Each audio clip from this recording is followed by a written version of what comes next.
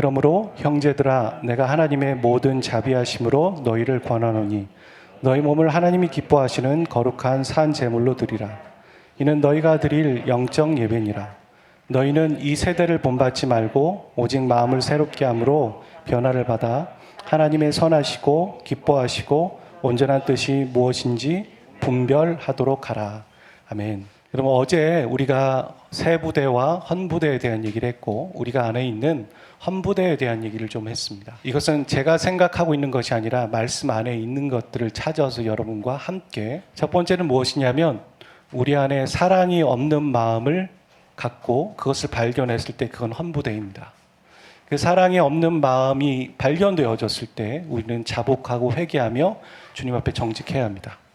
내가 사랑하고 어떤 위치에 있고 그렇게 말씀을 전하고 또 나누는 사람인지 모르겠지만 내가 정말 사랑이 없구나라는 걸 알게 될 때 회개하고 자복하는 마음이 필요합니다. 두 번째 헌부대는 예적인 것을 고수하는 마음입니다. 우리가 예적인 것만 고수하는 것이 아니라 영적인 원리 가운데 우리가 성장했는데 우리가 성장하기 전에 예전에 하나님이 나를 다루어 가시던 방법들만을 고수하며 그렇게만 하나님 옆에 서 있는 것은 헌부대가 될 수 있다 말씀드렸습니다. 근데 그것을 발견하는 것은 우리가 발견한다기보다는 성령께 도우심을 구하며 그 유연한 자세가 필요합니다. 성령의 음성을 듣는 그 행동과 자세가 필요하다는 것이죠. 세 번째는 육의 현실만을 보는 시야입니다. 우리가 노력하지 않아도 우리는 육의 현실을 바라보고 보고 있습니다.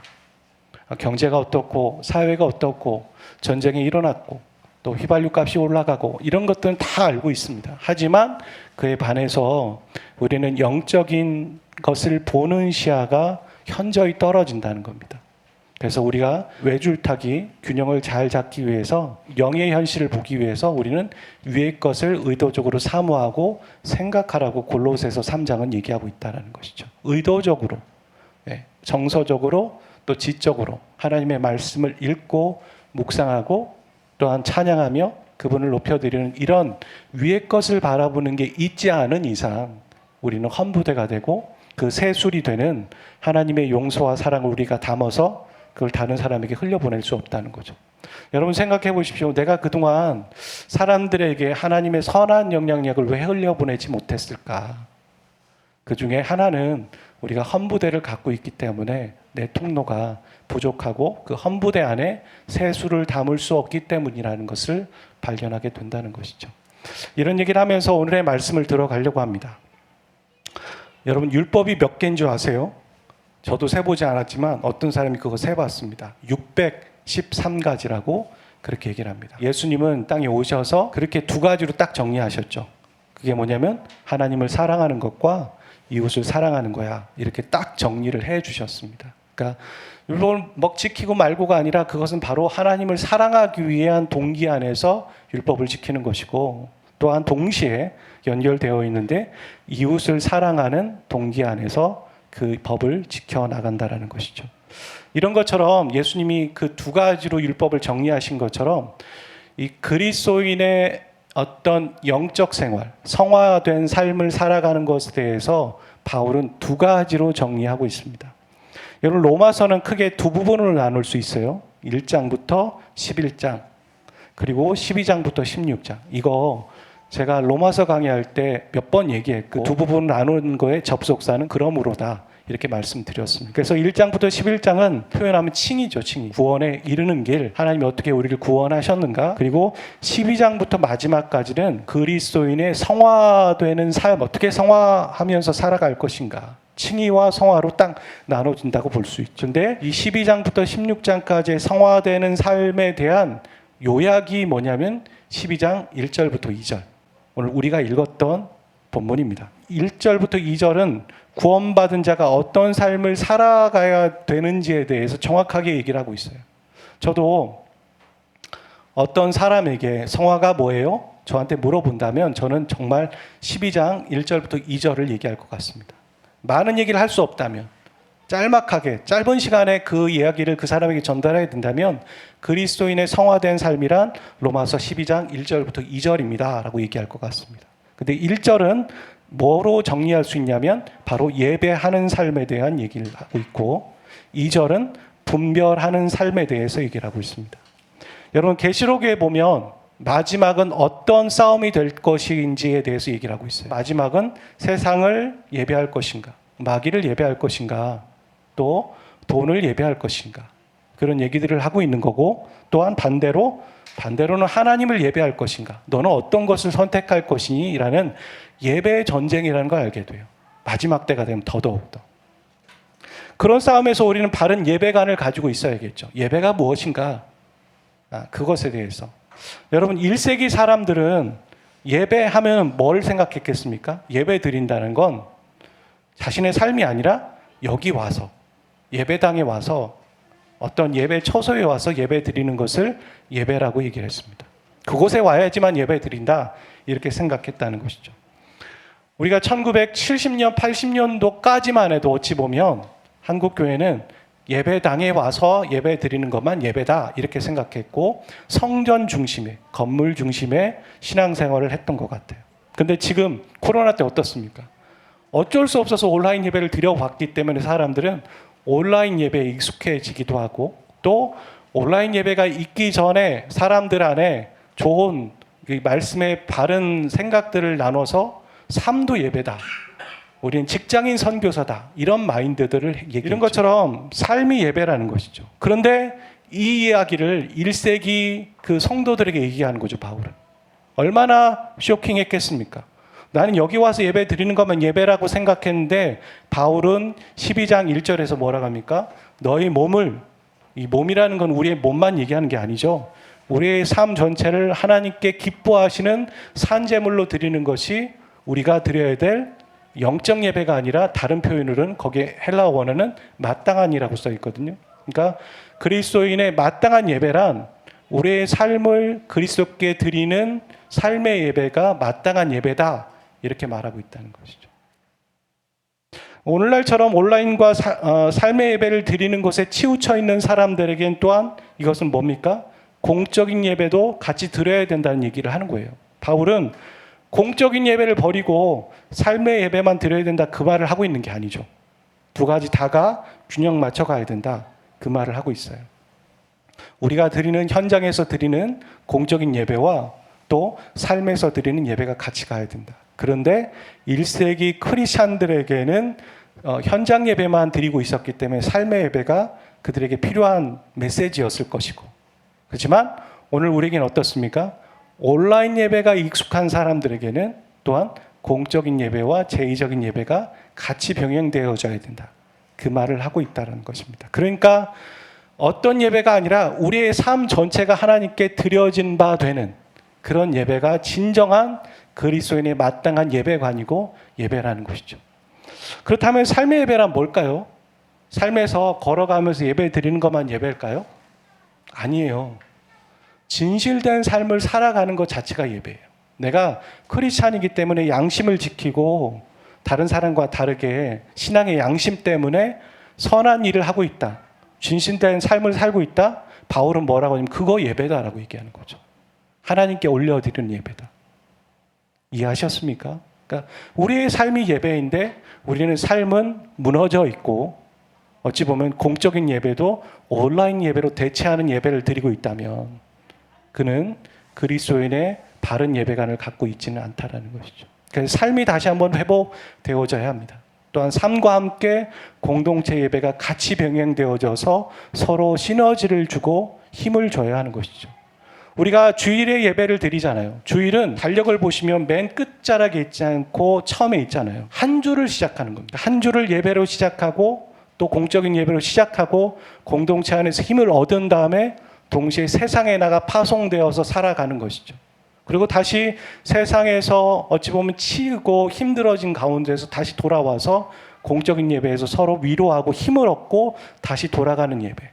이런 선순환이 필요한 것이 바울이 얘기하는 공적인 또 영적인 예배라고 얘기하는 것이죠. 자, 두 번째는 분별하는 삶을 얘기하고 있어요. 2절을 다시 한번 읽어봤으면 좋겠습니다.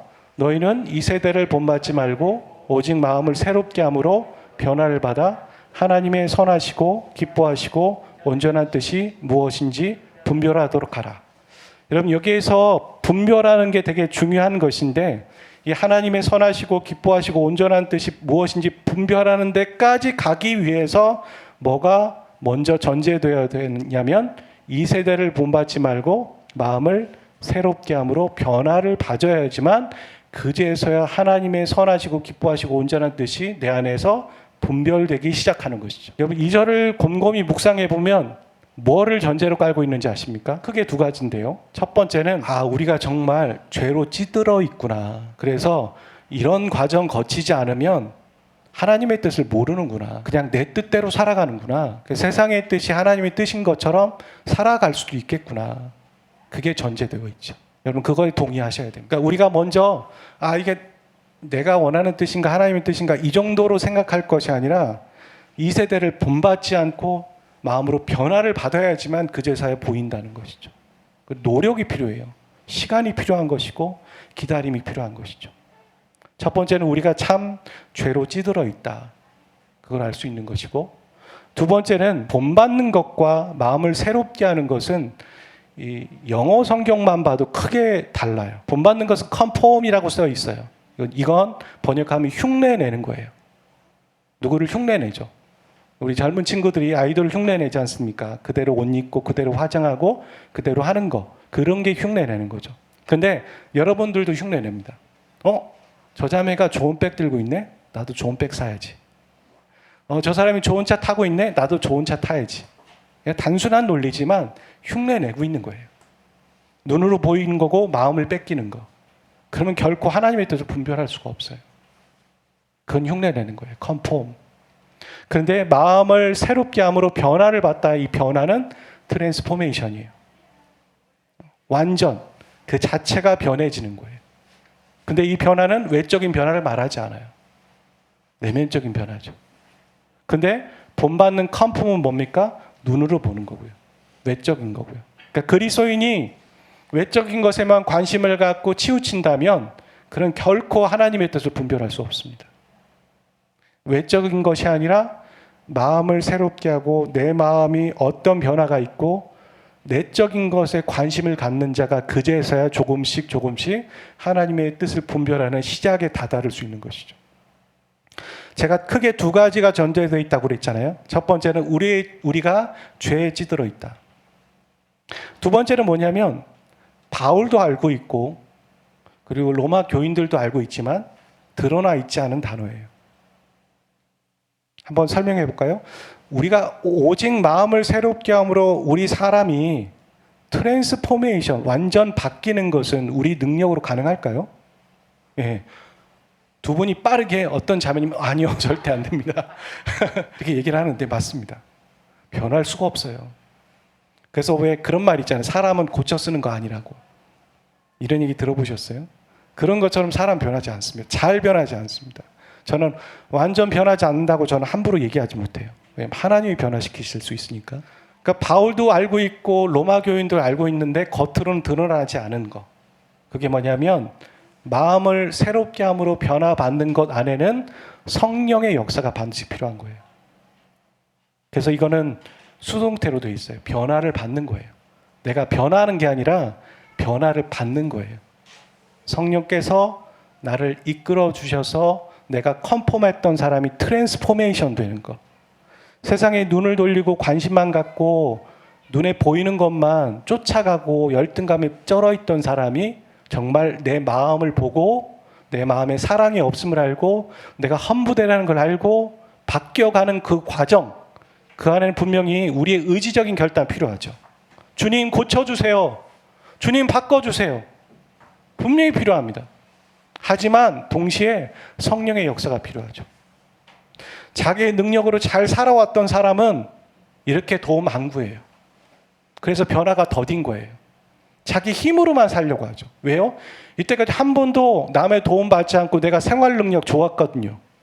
그러니까 신앙생활도 내 힘으로 살 수 있다고 착각하는 거예요. 절대 그렇지 않아요.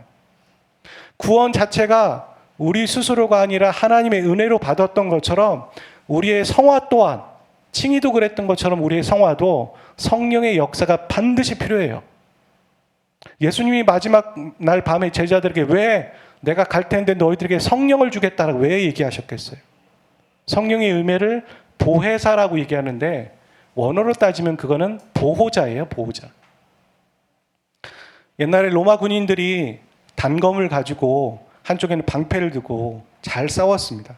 그들은 원거리를 싸우지 않고요, 긴 창을 들지 않고 단검을 가졌기 때문에 근거리에서 정말 능수능란한 용사들이었어요. 그런데 갑옷도 있고 칼도 있고 방패도 있는데 허점이 있어요. 그게 어디냐면 등이에요. 그래서 로마 군인들은 서로 등과 등을 맞대고 싸웠어요. 그때 등과 등을 맞댄다라는 단어가 이게 바로 파라클레토스, 보혜사의 원어에서 나온 거예요. 딱 붙어 있다는 거죠. 그러니까 보호자예요. 성령은 우리를 떠나지 않으세요. 아멘. 우리 안에 계셔서 우리에게 하나님의 뜻을 가르쳐 주시고 하나님의 뜻을 알 수 있도록 우리가 살아가도록 인도해 주시는 분이세요. 그래서 우리는 의도적으로 성령을 구해야 돼요. 성령님 도와주세요. 내 마음을 바꿔주세요. 근데 그런 성령이 안에 계시는데 우리가 컨펌하면서 눈에 보이는 것만 따르면 성령과 정반대되는 삶을 사니까 우리 성경의 말씀처럼 성령을 근심시키는 거가 되는 것이죠. 성령은 본인 마음대로 하지 않으세요. 우리 안에 계시지만 우리가 성령을 구할 때 그제서야 우리와 함께 하세요. 일하세요. 그만큼 인격적인 분이세요. 그래서 우리가 의도적으로 성령을 구하고 우리의 내면을 바꿔가며 또 성화되는 삶을 살아가게 될 때 그제서야 우리는 조금씩 하나님의 뜻을 분별해 가기 시작하는 것입니다. 여러분, 이 시대는 진리와 비진리가 섞여 있는 시대예요. 진리만 딱 있는 것 같으세요? 이단들이 비진리만 얘기하는데 사람들이 넘어갈까요? 아니에요. 이단들이 얘기하는 것 가운데는 진리도 같이 섞여 있어요. 그러니까 사람들이 그것에 대해서 맞는 것 같은데? 라고 얘기하면서 넘어가다가 스며들다가 결국엔 거기 성도가 돼버리는 거예요. 이 시대는 그래요. 진리와 비진리가 섞여 있죠. 그런 가운데 우리는 어떻게 그 진리와 비진리를 구분할 수 있겠어요? 결코 우리의 능력으로는 안 돼요. 성령의 도우심을 구하며 나가야 돼요. 또 우리가 갖고 있는 외적인 것만 보고 나가고 있는 그 모습들, 컨펌하고 있는 것들을 끊어버려야 돼요. 그러지 않으면 할 수 없는 것입니다. 그럼 마지막 얘기만 해보려고 해요.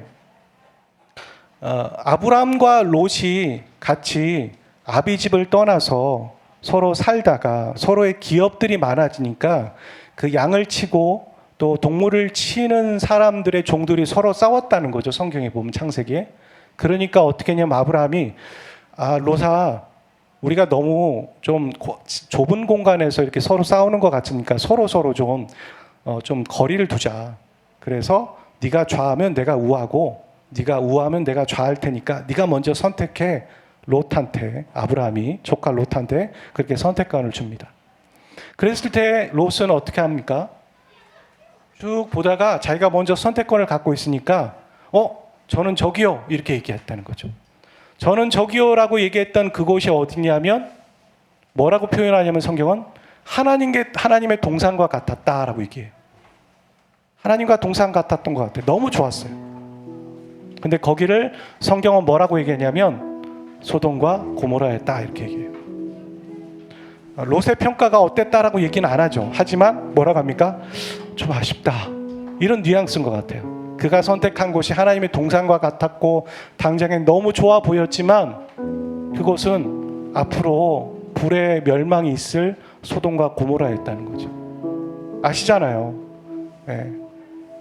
그 아내와 자녀만 데리고선 탈출하잖아요. 근데 아내가 뒤를 돌아보다가 소금 기둥이 됐다 이렇게 얘기하는 것처럼 그것을 선택하는 거죠. 당장 좋아 보이는데 그것은 하나님의 뜻이 아닐 때가 있어요.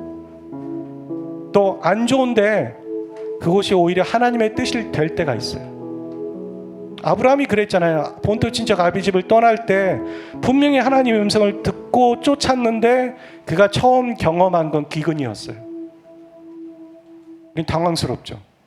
아니, 하나님의 뜻을 쫓았는데 어떻게 기근이야? 하나님의 음성을 듣고 움직이면 결코 뒤돌아가는 건 없어요.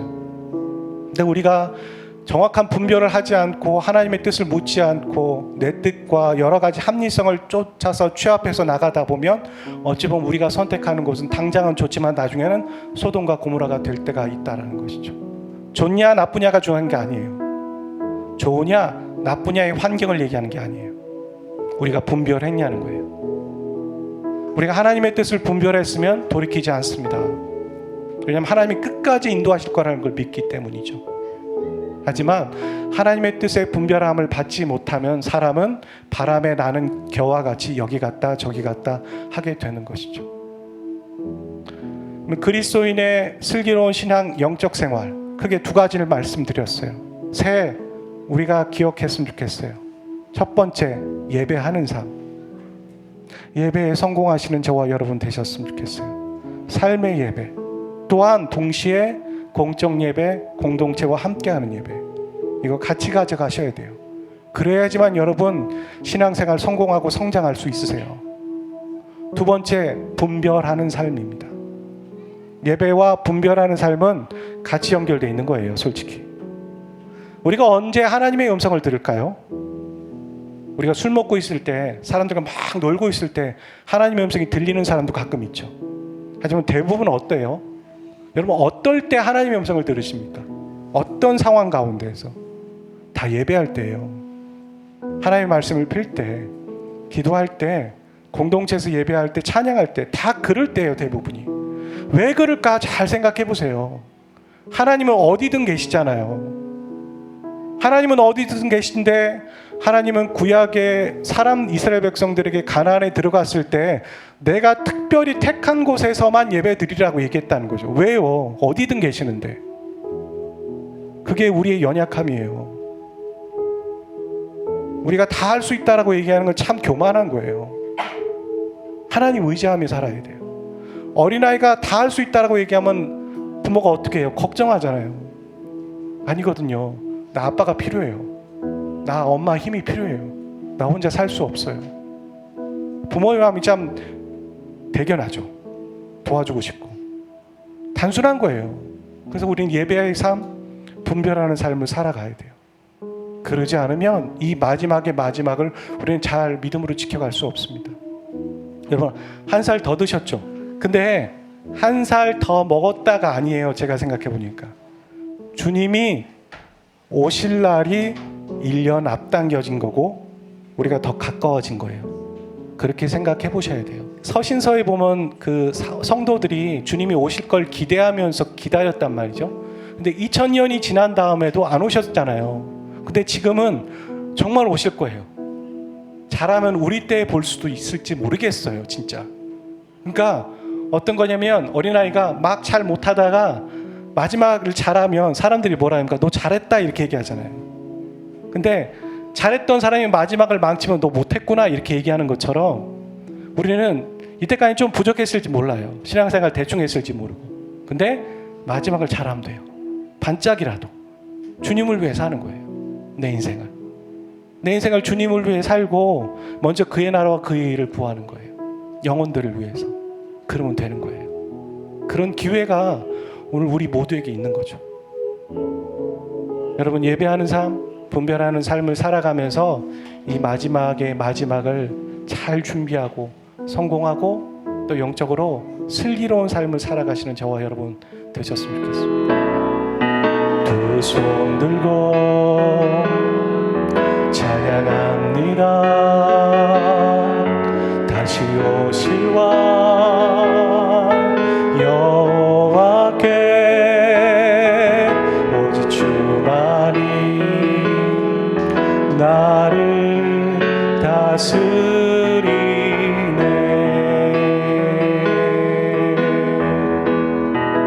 나 주님만을 섬기리.